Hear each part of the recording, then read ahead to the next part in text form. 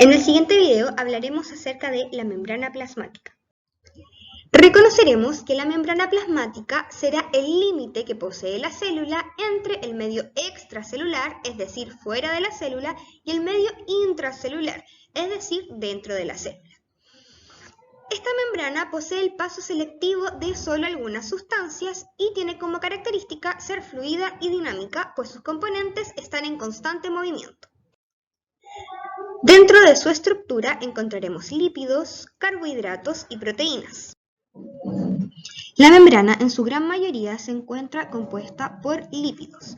Estos lípidos forman una doble capa que también podemos llamar bicapa lipídica. Se componen por una cabeza hidrofílica o polar que tiene afinidad con el agua y por una cola hidrofóbica o apolar que repele el agua. Dentro de la membrana encontramos también el colesterol, que está solamente presente en células animales, es apolar y su función es proporcionar estabilidad a la bicapa lipídica. Encontramos también proteínas periféricas que se localizan en solo una cara de la membrana y su función es actuar como receptor a las señales extracelulares. Además, podremos notar que existen las proteínas integrales, que son aquellas moléculas que atraviesan la membrana, pues su función es formar canales para el paso selectivo de solo algunos elementos. Y finalmente encontraremos también los carbohidratos que, unidos a los lípidos, los llamaremos glucolípidos y unidos a las proteínas, los llamaremos glucoproteínas. Su función es dar identidad a la célula para que sea reconocida. Tanto los glucolípidos como las glucoproteínas conforman el glucocálix.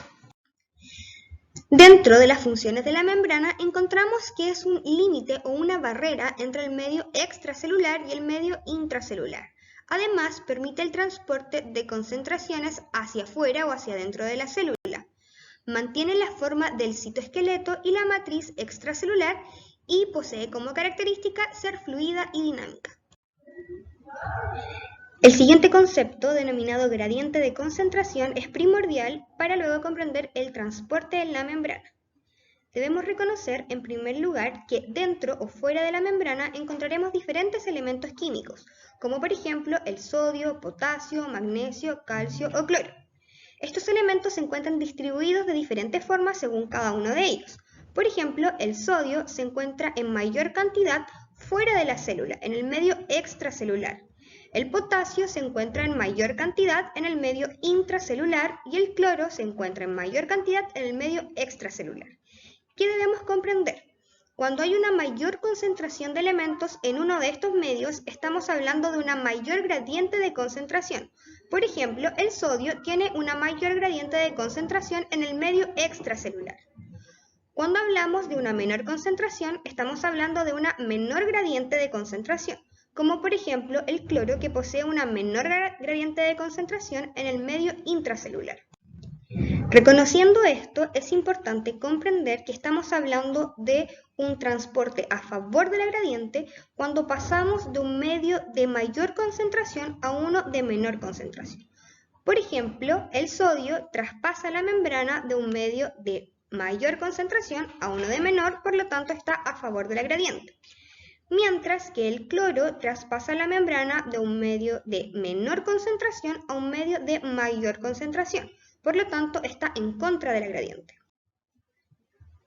El transporte en la membrana podemos verlo en dos formas: el transporte pasivo y el transporte activo. El transporte pasivo no utiliza energía, transporta elementos a favor de la gradiente, ocurre por medio de una difusión simple o difusión facilitada y transporta moléculas simples como el oxígeno o el dióxido de carbono. Mientras que el transporte activo utiliza energía en forma de ATP, transporta en contra de la gradiente por medio de bombas y aquí se transportan moléculas mucho más complejas como el sodio o el potasio. En este caso solo pondremos atención en el transporte pasivo. Una de las formas en que encontramos el transporte pasivo es por medio de la difusión simple, la cual no utiliza energía, transporta a favor de la gradiente.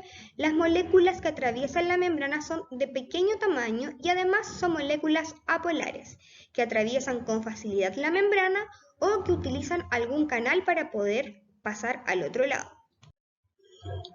En segundo lugar, en el transporte pasivo encontramos también la difusión facilitada, que tampoco utiliza energía, también va a favor de la gradiente. Además son pequeñas moléculas las que atraviesan, pero en este caso son moléculas polares que deben ser ayudadas a cruzar por medio de canales con proteínas.